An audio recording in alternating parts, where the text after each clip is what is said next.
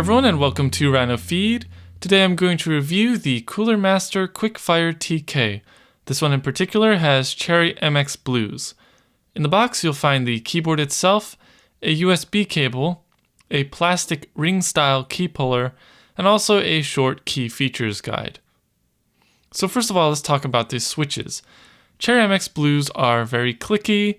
They also have a tactile bump to let you know when the switch is actuating. They're fun for a short while for me, but personally I still really like my Cherry MX Reds, which are linear and have no tactile bump or click. So you'll find with the Quickfire TK a very unique layout. It includes your keypad and your arrow key and navigational keys, even though it's the size of a 10 keyless keyboard. And they've done that by having a second layer on your keypad. So if you're in numlock right now, I'll enable it. Your keypad will be fully functional as just a standard keypad, with the exception that it has a 00 key now. If you go back, disable numlock, your arrow keys are going to light up, and your navigational keys are going to work without pressing FN or anything, and you'll also have print screen, scroll lock, and pause above that. So the same exact keys that are on a 10 keyless model, and all you have to do is switch back and forth. It's just press the numlock key. It's very simple design, but also very unique and very thoughtful of them to do that. And I like that because I miss having my keypad every once in a while, but I really like a compact board at the same time. So one thing I noticed is this 00 key here. There's terrible ghosting going on, so it actually renders the 00 key almost useless for anyone except the slowest typer. So if you hit any key, it doesn't even have to be a number over here, it could be F, J, K, whatever. You hit that key and the 00 key right after, and bam, another J will basically magically appear right after those 00. So if I were to put F00, it'll actually show up on screen as F00F, even though I've pressed each key only once. So the design of it is very angular. It's got a black matte plastic case, which could be a little bit thinner along this bottom edge and even these edges, as I'm comparing it to my Leopold, and my Leopold is just a hair smaller, and that's mostly because of the case size. I personally could do without all of these gamer-centric flourishes, like all these angles, and I just want something a little bit simpler, but I really do like that they've gone with a matte finish instead of glossy. Also, you can see that this has backlighting, and the switches correspond to the backlight color. So if you get Cherry MX Blues, you get blue backlighting.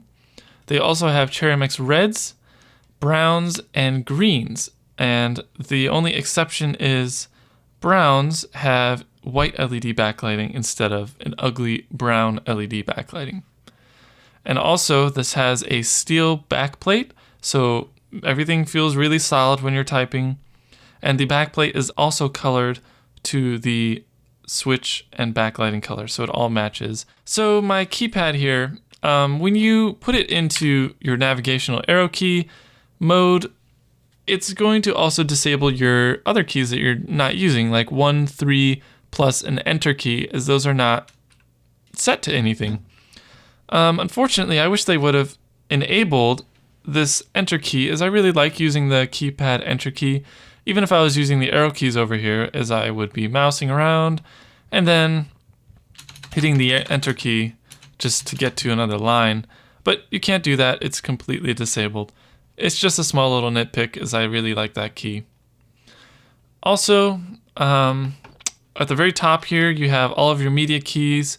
First of all, you have F1 through F4. Those adjust your backlighting, which is F1, on or off, F2, lower brightness, F3, raise the brightness, and there are 5 levels of brightness, by the way.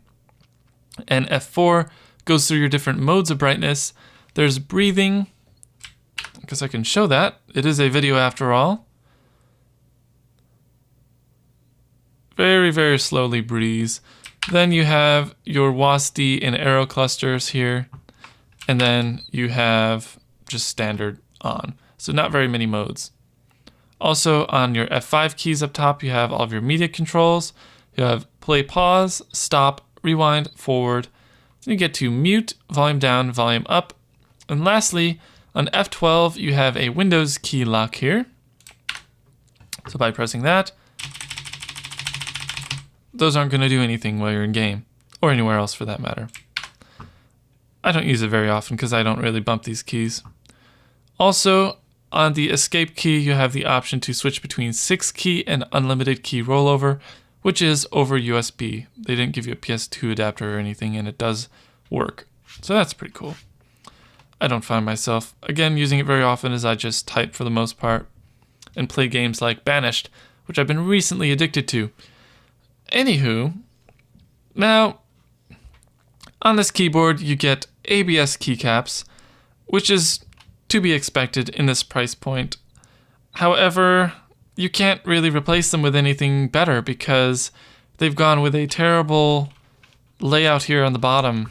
I don't know if you can tell, but your Windows key, they basically wanted to make the Windows key and FN key here smaller, so they made your Control, Alt, even the spacebar is a tad bigger too.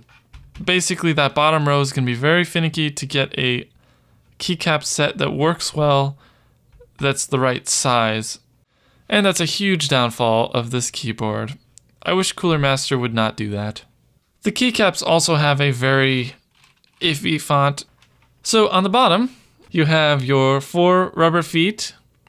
They work. I mean, the keyboard doesn't really move around very often, so that's nice. You also have your flippy feet. I can't honestly drop this keyboard because all the switches are going to actuate. I've made this very tricky on myself. So there you have these little flippy feet, and Cooler Master has done us a very good favor by adding rubber to the very end of this so it won't slip around. Very thoughtful of them. I'm glad they did that. You also have reroutable tracks here, so your cable can be going out the center, left, or right. And the cable, while I'm talking about it, is removable, and they've included a very high quality, thick braided USB cable to go along with it. So actually, I'm going to probably steal this cable and use it on my other keyboards because it is very nice. So to sum up the review, I really like the layout Cooler Master has gone with the keypad here and the same size as a 10 keyless board. And that's the biggest selling point of the keyboard to me. I like the boxiness of the case. I don't like the gamer angular design stuff. And I wish they would have stuck to something simpler. The steel plate feels very solid when you're typing on it, and I like the accent color. That's a very nice touch. The braided cable is a very nice braided cable, and I'm going to steal it for other keyboards. And the biggest downfall is these keycaps right here. I don't know why they insist on doing that. Maybe they just want you to use their keycaps. Thank you very much for watching. I hope you've enjoyed. And as always, please rate, comment, and subscribe. And one last mention, I do have a written review, which basically includes everything I mentioned in this video in reading form. I also added a commenting system on my website, so please comment there, as it would be kind of cool to see people commenting there instead of YouTube, and that way I can respond a little bit easier. YouTube commenting system is just garbage.